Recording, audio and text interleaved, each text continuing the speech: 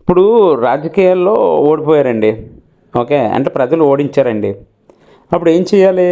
Next 5 ఇయర్స్‌కి ఇంకో chance ఉంటుంది. ఎందుకంటే ఇప్పుడు మీరు నచ్చకపోవచ్చు. అందుకని ఓడించుండొచ్చు. మళ్ళీ నెక్స్ట్ ఎలక్షన్‌లో మీరు నచ్చొచ్చు. లేకపోతే ఇప్పుడున్న అధికార పార్టీ నచ్చకో మళ్ళీ మిమ్మల్ని గెలిపించొచ్చు.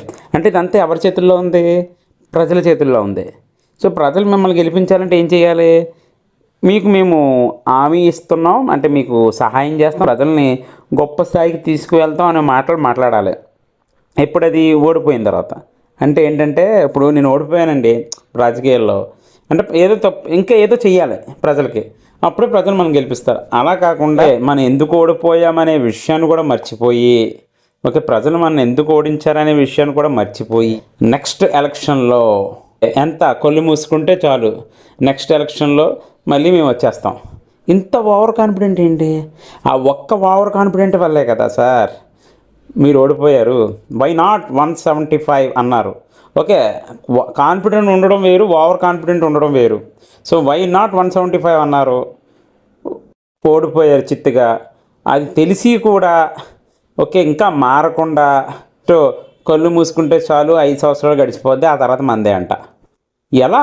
5 సంవత్సరాల తర్వాత మీకు రావచ్చు ఛాన్స్. ఇప్పుడు 11 ఓకే, మీరు 11 వచ్చి ఉండొచ్చు. నెక్స్ట్ మిమ్మల్ని గెలిపించవచ్చు ప్రజలు. అవకాశం ఉంది. అవకాశం లేదని నేను చెప్పను నేను. అవకాశం ఉంది. కానీ ఎలా ఉంటుంది? మీరు ప్రజలకి చెప్పాలి.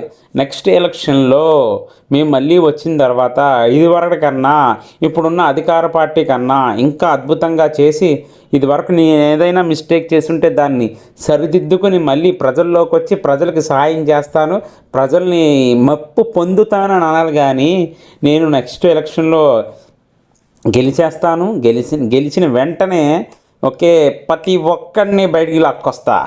ఓకే. ఇప్పుడున్న తెలుగుదేశం పార్టీ కానీ, జనసేన పార్టీ కానీ, బీజేపీ పార్టీ కానీ ఎవరైనా సరే వాళ్ళందరినీ బయటికి లాక్కొచ్చి ఒక్కొక్కరిని వాళ్ళు ఈవెన్ రిటైర్ అయిపోయినా సరే, ఈవెన్ విదేశాలకు వెళ్ళిపోయినా సరే లాక్కొచ్చి ఓకే వాళ్ళని మామూలుగా వదలను, వాళ్ళని చంపేస్తా, వాళ్ళని అది చేసేస్తా అని అంటున్నారు.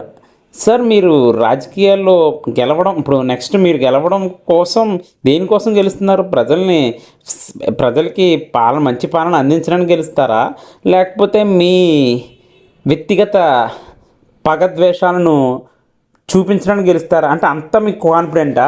మీరు ఇతరులని హాని చేయడం కోసం, మీ పగను మీరు తీర్చుకోవడం కోసం ప్రజలందరూ మీకు ఓట్లు వేయాలా అండి అనే క్వశ్చన్ నాకు డౌట్ వచ్చింది, అందుకని అడిగా.